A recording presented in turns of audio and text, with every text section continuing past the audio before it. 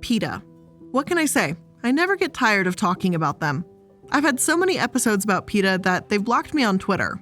And yeah, that's right, they have in fact seen the episodes that I've made about them, because although I have not interacted with them on Twitter, they've blocked me. So, hi over there, glad you hate listen. Now, we've discussed everything from their massive euthanasia rates at their shelters to their outrageous and offensive campaigns, and even to their links with literal terrorist organizations. And today, we're going to be discussing all of that. I'm effectively combining all of my previous episodes into one and giving you a detailed overview about the very worst of this organization, while also trying to answer the question, why? Why is PETA like this in the first place, and what do they really believe? Hello everyone, and welcome to the Corporate Casket. I'm the Illuminati, and today we're going to be talking about PETA. Their president, Ingrid Newkirk, is one of the most interesting yet strange people that I've talked about. In her will, she has made it clear that she wants her skin to be made into a handbag, she wants her foot to be made into a human umbrella stand, she wants her eye to be sent to the Environmental Protection Agency to tell them she's always watching. And if I'm correct, this is also where she says her meat can be used for a human barbecue. It's unique to say the very least, that's for sure. I really highly doubt that even if Newkirk has her way, these people and organizations are going to actually keep her body parts, but you know, you do you, I guess. Understandably, Newkirk, and as a result of PETA, has been painted as extremist. Some will say she'll be remembered as the Martin Luther King of the animal kingdom. Not me, though. Other articles say she's genuinely the worst person in the world, referring to the way she exploits women in PETA ad campaigns. The organization puts naked women in cages, likening them to animals, and euthanizes the dogs and cats in their care at alarming rates. So then why are they still one of the biggest organizations for animal welfare out there? What is it that makes PETA so powerful and such a household name? I'd also like to go ahead and place a content warning here right at the beginning of this episode. Much of today's episode will discuss animal abuse in varying degrees. If you're not comfortable hearing about it, I truly recommend skipping the entire episode as it's generously mentioned throughout. Now with that being said, let's get into it.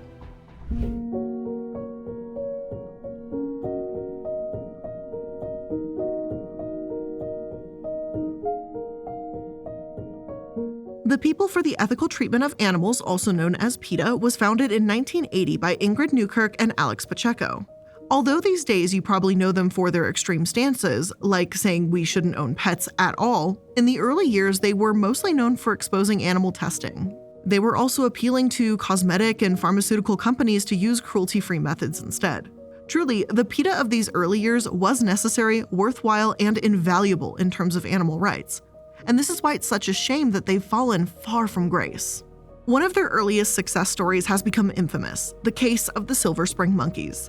Alex Pacheco decided to go undercover at an Institute for Behavioral Research facility as a research assistant.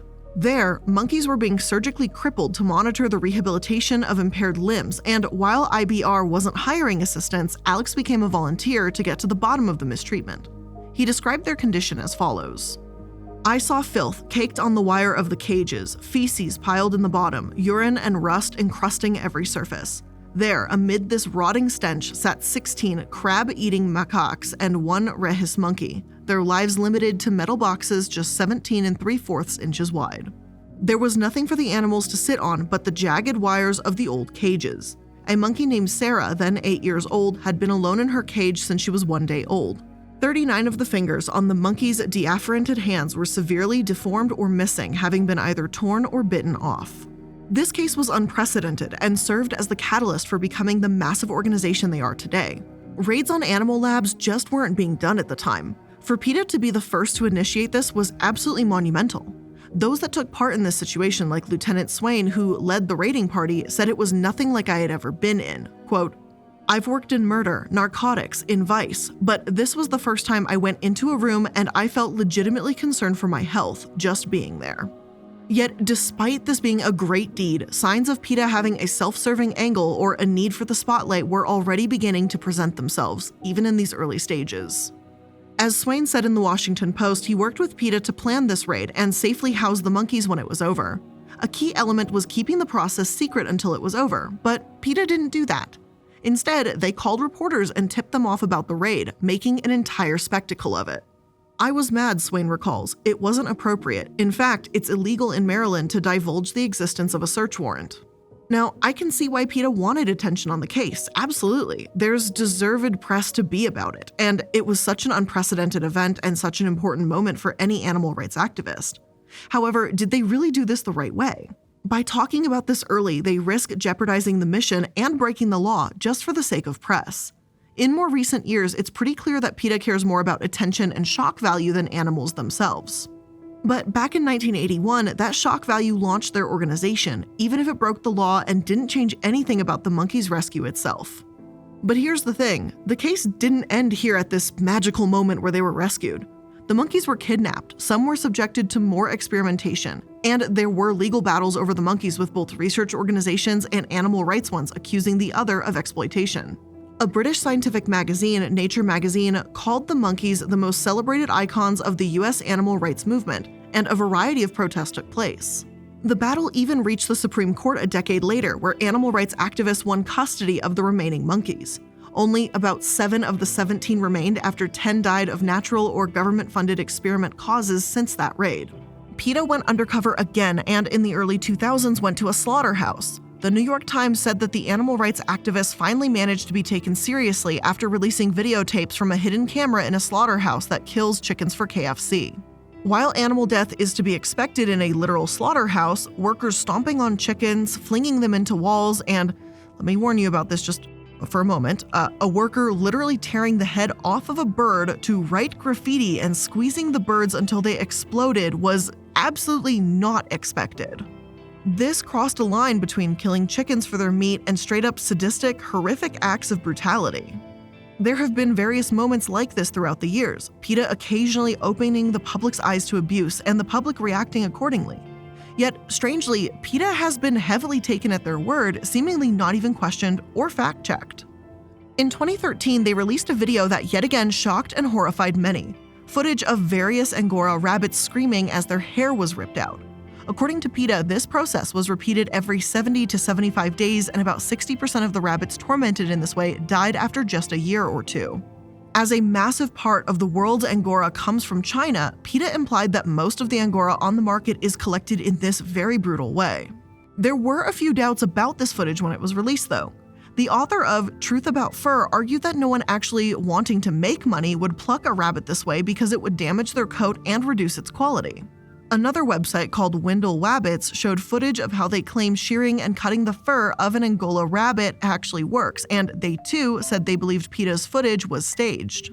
In a similar situation just a couple years ago, PETA said they traveled to Thailand and found monkeys being chained and forced to work incredibly long hours gathering coconuts from trees for farmers to make coconut milk.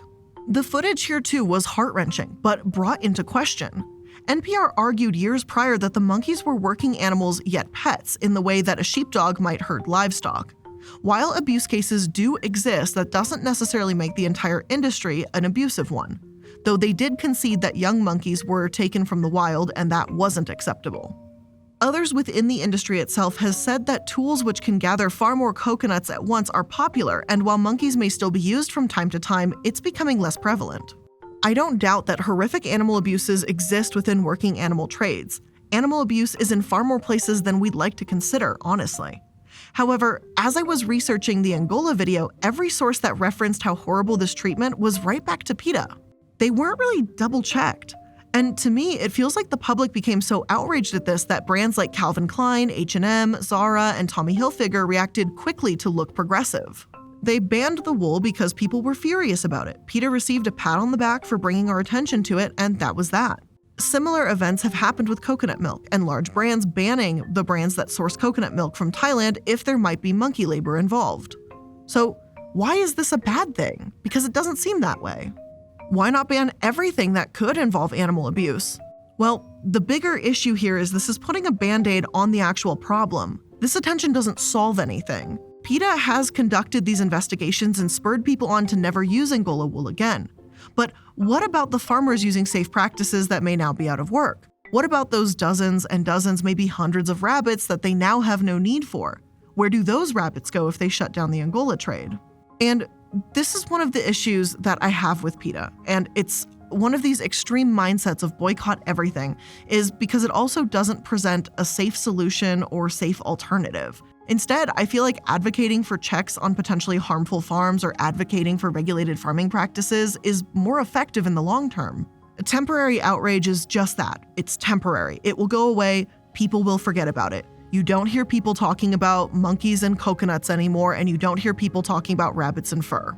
My biggest issue with PETA is they like the outrage, they like the outcries, they love the spotlight, but they're not actually bringing any solutions forward with how do we fix this. They just go, this bad, and then that's it. And then they just go away for like a couple months or a couple years and then come out with something else. They're not providing solutions to these problems, and I think they really should be doing that as an organization that's supposed to be protecting animals. But anyway, that's my tangent. Feel free to take it or leave it. Now, while Pacheco remained with PETA for these early years, he left in 1999 because, according to him, it drifted far from its base. When it fell into the hands of Newkirk alone, I believe it strayed even further, as we'll see in a moment. Now that we've talked about PETA's history and advocacy as an animal rights organization, let's discuss why I don't believe they're a reputable source, and how they've earned their title as the largest kill shelter. But before we continue on, let's just take a quick moment to thank today's sponsors. If you're anything like me, planning is an absolute necessity just to make it through the day. And when I'm saying planning, I'm planning everything. Everything's written down on whiteboards. I know what I'm doing, what I'm eating, and I know probably weeks in advance. That's why I really love Hellofresh.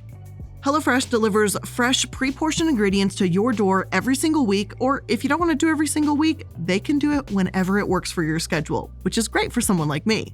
You can pick your favorites from 50 different weekly options and skip weeks when you need to, change your delivery date, or update your preferences all within the Hellofresh app, which is seriously the easiest thing in the world to use. And Hellofresh's chefs really know how to diversify the menu with seasonal recipes like salmon limon and pasta primavera. And HelloFresh even has fit and wholesome recipes for satisfying and nutritious meals that you can feel good about, with 6 recipes per week to choose from, including low-calorie and carb-conscious options too. So make sure you go to hellofresh.com/casket16 and use code casket16 for up to 16 free meals and 3 free gifts. Again, that's hellofresh.com/casket16 and use code casket16 for up to 16 free meals and 3 free gifts. Today's episode is also sponsored by Honey, the easy way to save when shopping on your iPhone or computer. I love being able to shop online while in my PJs, but I'm terrible at keeping track of promo codes, and who has time for that? But now I have Honey to help find those precious money-saving codes for me. Honey is the free shopping tool that searches the internet for promo codes and applies the best ones to your cart. Now, recently I've been reducing how much I've been buying online. I've been really trying to hold back and just kind of keep it local a little bit. I don't know, I'm just trying a new thing for right now. It's a New Year's resolution. It's probably gonna fail, but I'm trying anyway. But I've used Honey to help purchase furniture for the house when I needed a new rug from a furniture store. It's even helped me buy some supplies for the candle making business and, of course, clothing, so they're literally everywhere. And now Honey just doesn't work on your desktop alone, it also works on your iPhone. Just activate it on Safari on your phone and save on the go. If you don't already have Honey, you could be straight up missing out on amazing savings. And by getting it, you'll be doing yourself a solid and supporting the show. And I'd never recommend something I don't use, and I've been using Honey for years. So get Honey for free at joinhoney.com/casket. That's joinhoney.com/casket.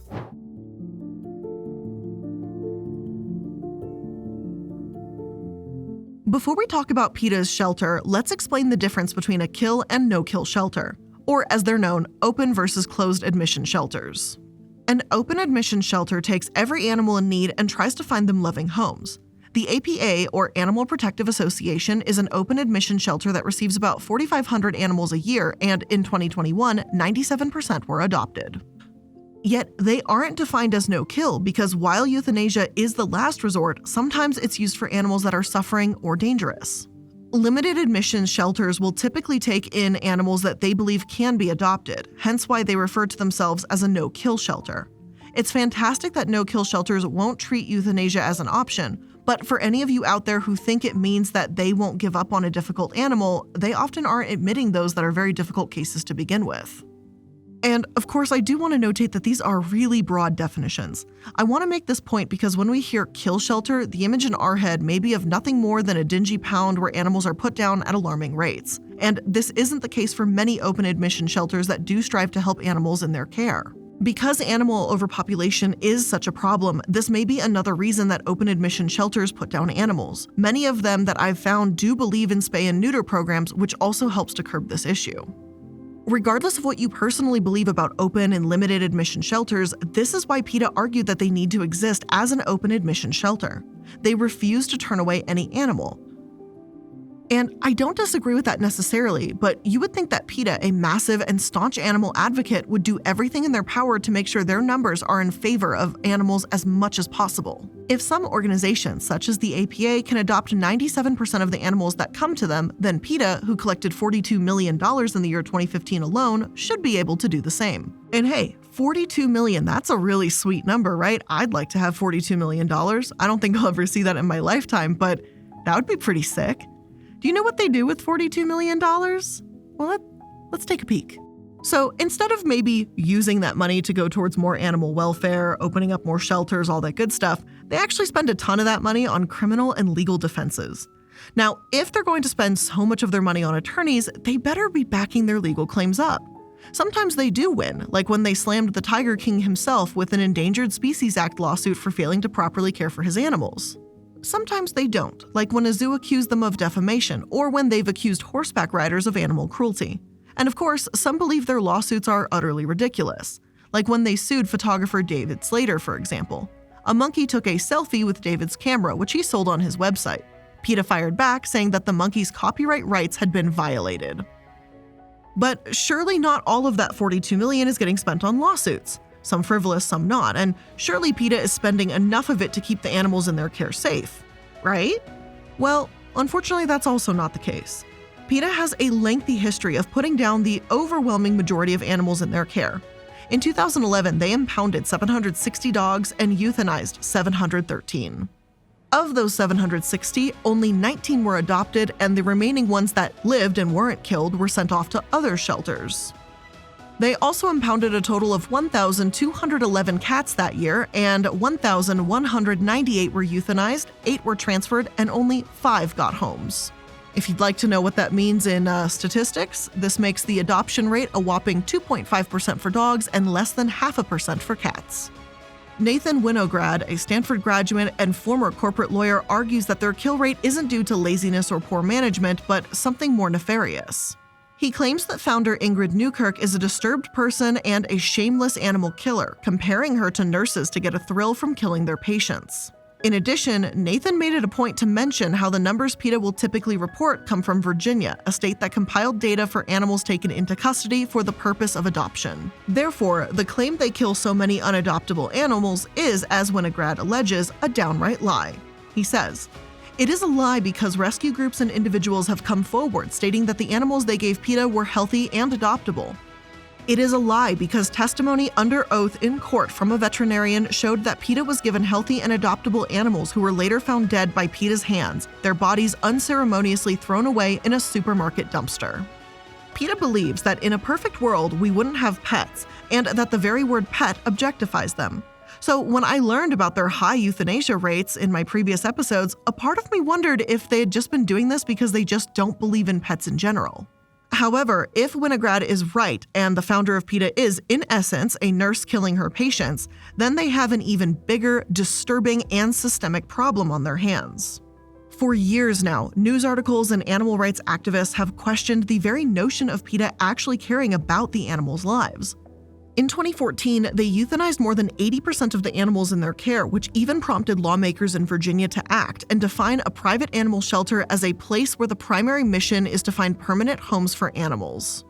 And seriously, when lawmakers almost unanimously agree on something, you know you fucked up. So why is it that PETA can't see this? Their numbers are abysmal, and while PETA says their statistics are twisted to demonize them, you can't really twist the facts here. And the fact is that PETA, even when compared to other kill shelters, does an extremely poor job at saving animals. Yes, PETA does claim that they take in some of the worst, sickest cases, so their euthanasia rate may be higher.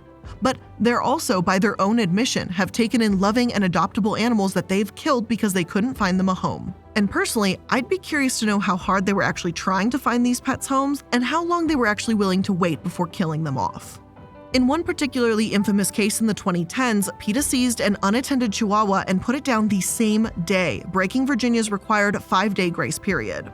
Security footage even showed PETA taking the dog right off the family's porch. So while the dog may have been unattended, as they say, it wasn't just wandering the streets. They stole the animal off of that family's property and then killed it. The little dog named Maya belonged to a 9-year-old at the time, and her father, Wilbur Zarate, believed that he thinks they put the animal down because they consider pet ownership as a form of involuntary bondage. Though Peta was fined just $500 for breaking the law when they put Maya down after just one day, Wilbur also sued them. Peta agreed to pay the family $49,000 and donate $2,000 to a branch of the Society for the Prevention of Cruelty to Animals, or SPCA, in honor of Maya. And can I just say, how pathetic do you have to be to donate thousands to a different animal rights group because of your breach of animal rights? I mean, come on. That's like a hospital donating to a different hospital because they keep killing their patients.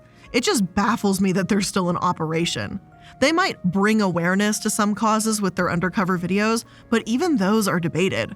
Yes, they saved a handful of monkeys, but they also put down thousands of animals in the process too. Why are they a champion for animal rights again? Because they claim to be? I just fail to see how the good outweighs the bad even in the slightest here. Now, Peta continues to insist that they only kill animals to end their suffering, while openly admitting that they, yes, will euthanize an animal even if they're adoptable. Newkirk herself answered the question, do you euthanize those pets, the adoptable ones if you get them, with the words, if we get them, if we cannot find a home, absolutely. And you just can't have it both ways. You can't only euthanize suffering pets and euthanize perfectly healthy adoptable ones too. Pick your fucking narrative and stick with it. Now, after all this, I really wanted to try and understand Peta and Newkirk here. Why do they kill? How can they believe in animal welfare while they have these statistics and, in my opinion, treat animals as expendable? In all the times I've taken a look at Peta in the past, no matter the articles, the documents, the legislation, I've never been able to put my finger on that answer. However, I looked into Winograd's website, Why Peta Kills, and found some quotes he compiled from various interviews with Newkirk. He asked her directly how Peta, as an animal rights organization, could advocate for rounding up and killing feral cats. And this response made my jaw drop. Newkirk explained that they aren't actually an animal rights organization and that, quote, we do not advocate right to life for animals. Get this, right? Peta, People for the Ethical Treatment of Animals, does not believe in the right to life and explains that they are not an animal rights organization. Then what the fuck is the name? My brain is exploding. Now, Newkirk actually began her career in animal welfare by euthanizing animals at the Washington Humane Society, sometimes dozens each day. She claimed, quote, the animals got the gift of euthanasia, and to them it was the best gift they had ever had. How dare you pretend to help animals and turn your back on those who want an exit from an uncaring world? That's a quote. And if we're being frank, it's really an ironic quote, considering that she even admits that even if the animal is adoptable and has the opportunity to have an exit from the shelter to have an amazing life with a family, that it's like, no, we'll just euthanize them instead. Okay, that's a really weird stance to take, but that's yours, I guess. Now, Peta seems to go too far in the opposite direction of the no-kill movement. While many activists like Winograd seem entirely opposed to euthanasia under almost any circumstance, Peta truly believes that killing animals is an act of mercy. In some extremely sick cases, perhaps it is, but to act like the majority of animals in their care just want to die? Pardon my language, as I've clearly just gone off the rails here the past couple minutes, being very heated by this, but this shit is fucked up. The way that Peta depicts themselves as some merciful savior by granting these animals death from a cruel world? Why not show them a world full of joy and happiness? Why not use some of your gigantic tens of millions of dollars in that fucking budget you get every month to campaign for giving these animals homes, instead of frivolous lawsuits and garbage campaigns full of bikinis? Though more on that in just a minute. Now, I know the subject of animal welfare and curbing the population via euthanasia and all isn't completely black and white. I'm willing to hear other perspectives, absolutely. But when Peta has an adoption rate of 2.5%, which by the way is compared to that of 97% of APA, you can't tell me they really care about animals having a happy, beautiful life. The idea of Newkirk being a nurse killing her patients doesn't seem that far off. I know when I originally kind of said that statement that I was like, maybe it's a little strange. But then when you start putting this all together, you go, is it that unbelievable though? And I'm like, I don't know. I almost start to agree with it a little bit. But don't despair. Let me end this section on a high note. Euthanasia rates at shelters are plummeting. More and more people are adopting rescue animals, and the awareness about the harm in buying from pet stores grows, and the spay and neuter programs are having an impact. The president and chief executive of the American Society for the Prevention of Cruelty to Animals, Matt Bershadkur, said that rescuing an animal has become a badge of honor. The stigma around rescues has improved, and more programs have been formed that help resolve problems like landlord disputes over keeping pets and unaffordable vet care. Of course, there is still more work to be done, and we should continue to support these programs, but at least there are signs of real change. Yet what I find particularly telling is that nowhere in this article, this very lengthy 2019 article all about euthanasia rates, is PETA brought up. You'd think that after all they claim to do for animals, that they'd at least be mentioned for contributing to such a victory. But they're not. And that, I believe, says quite a bit about PETA. But let's move on to what PETA does actually do. Let's talk about those campaigns.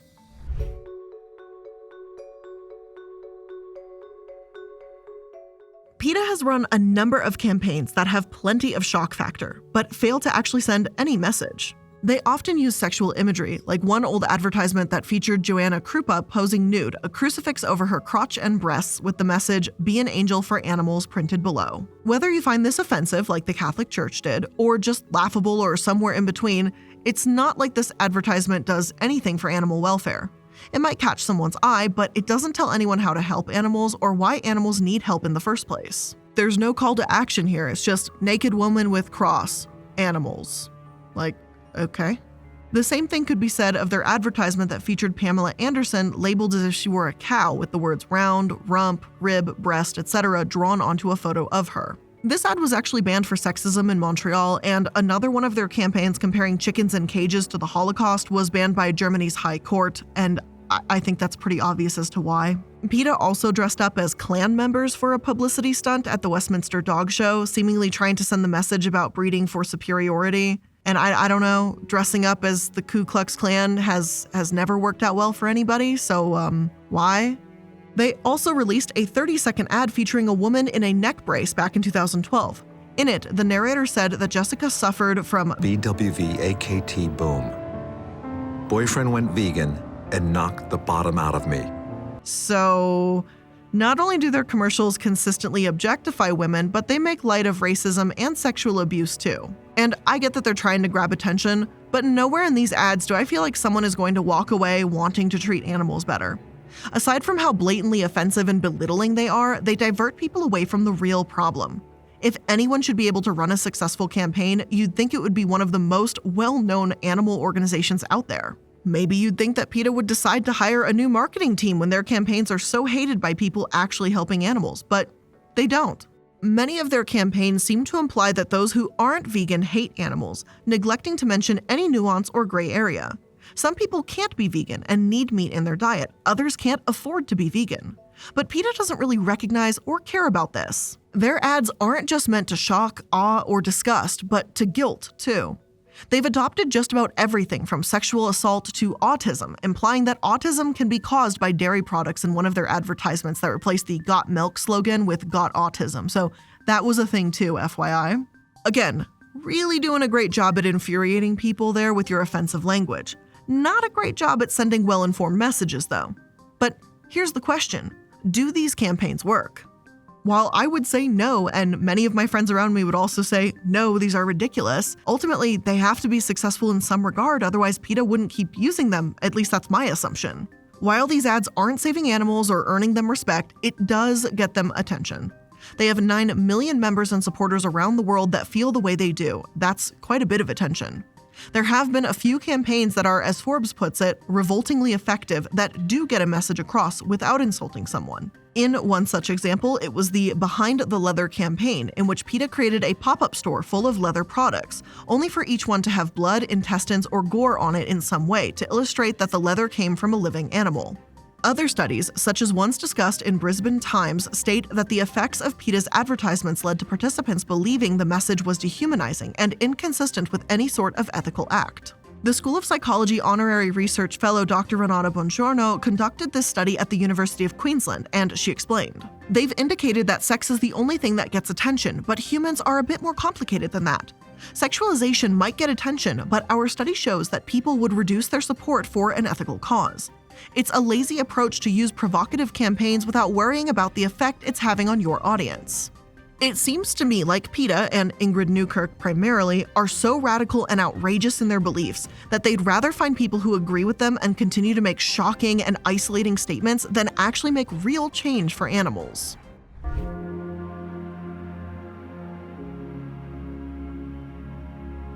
Now, please know that for this section, we will discuss acts of terrorism and bestiality. If either of these topics upset you, then please feel free to skip the rest of this episode, because it's going to keep getting worse. These are the well-known controversies among PETA, but there are a lot more. I couldn't possibly talk about all of them in one episode, hence why I have so many episodes on PETA already, and I'll probably have more in the future. But I want to address the people they've surrounded themselves with. Apparently, PETA has handled the press for ALF, or Animal Liberation Front. Influence Watch called out Ingrid Newkirk and quotes her as saying, "I will be the last person to condemn ALF," back in the 1990s. So what has the ALF done? Well, arson for starters. ALF are notorious eco-terrorist extremists that have claimed responsibility for $1.2 million worth of damage after setting a Michigan State University research facility on fire. They also provided financial assistance to Rodney Coronado, an alleged member of ALF, and giving him at least $45,200 worth of donations and another $25,000 to Rodney's father, all for his legal defense. Rodney actually pled guilty related to charges in the MSU fire. But PETA didn't just give him money. Rodney allegedly attempted to send a package containing stolen documents from the MSU lab to Ingrid Newkirk herself. In addition to ALF, PETA has also been associated with ELF, or Earth Liberation Front, yet another extremist group that was categorized as the largest and most active US-based terrorist group by the FBI's domestic terrorism chief James Jarboe in the late 90s and early 2000s. Between 1995 and 2010, according to the Department of Homeland Security, they committed 239 arson and bombing attacks. 239. 55% of those were ELF and 45% were ALF, and PETA has ties to both. They even apparently let Gary Yourofsky, who served jail time for an ALF attack on a fur farm, lecture middle and high school age students through PETA programs. So it isn't just that they support these groups financially, but put terrorist group members in front of children.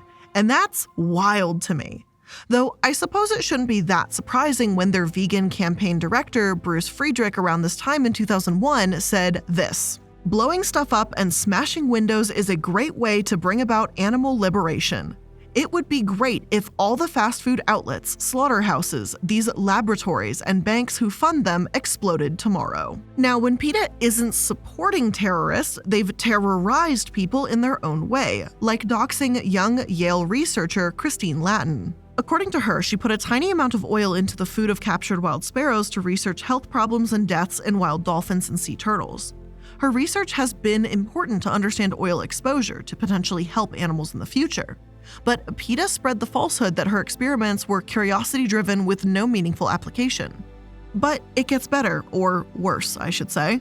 Newkirk hasn't just compared slaughterhouses to the Holocaust and sent a letter to a Palestinian terrorist leader to implore that he reduce animal collateral damage in his attacks. That would have been horrible enough. But she and the terrorists she's associated herself with have gone so far in their extremist beliefs that they're anti-human. Newkirk was voluntarily sterilized at 22 because she claims to have no reverence for life.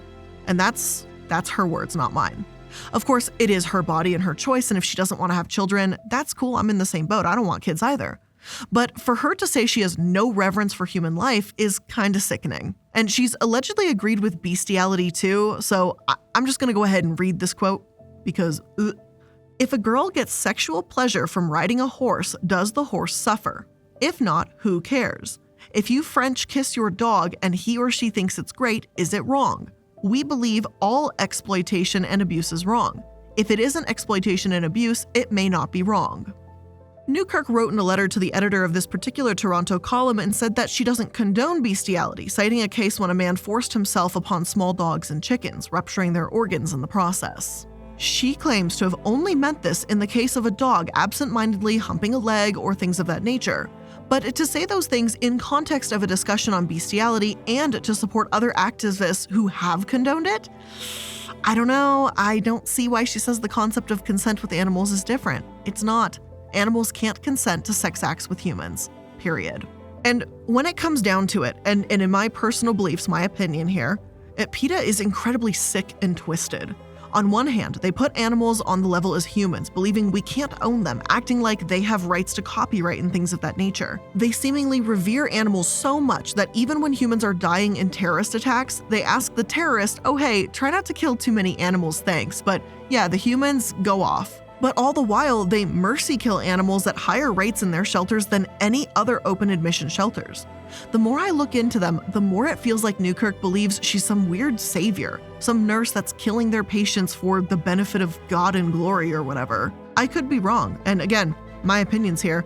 I don't know her exact intentions, I can't get inside her mind, and to be really frank, I don't think I ever want, given the opportunity. I don't want to know what goes on inside her mind. It's probably some fucking twisted shit in my opinion. But this feels like these are her intentions. Like she's just a very messed up savior complex or God complex individual that somehow twisted it into a pretend animal like group. It's weird, it's unsettling, and it's gross. Now, whether or not you agree with PETA, their tactics have forever alienated people who do care about animals. Their extremist views certainly do not make many want to associate with them, and I feel that's for a good reason. Personally, I'm proud to be blocked by PETA on Twitter. I believe they shouldn't ever be seen as a reputable source of information, and that their approval on products and their opinions on animal welfare should be taken with a grain of salt. And I would almost argue even that's giving them too much credit. But with all of that being said, that is where I'm going to end today's episode. I can't say I hope you enjoyed it because it was a deeply unenjoyable episode, but I do hope that you learned something new here today. And if you did, make sure that you're liking, following, and subscribing so you can stay up to date on all of the most recent episodes. I appreciate you spending some of your time here with me this afternoon to learn the conclusive story about PETA, and I'll see you in the next one. Take care.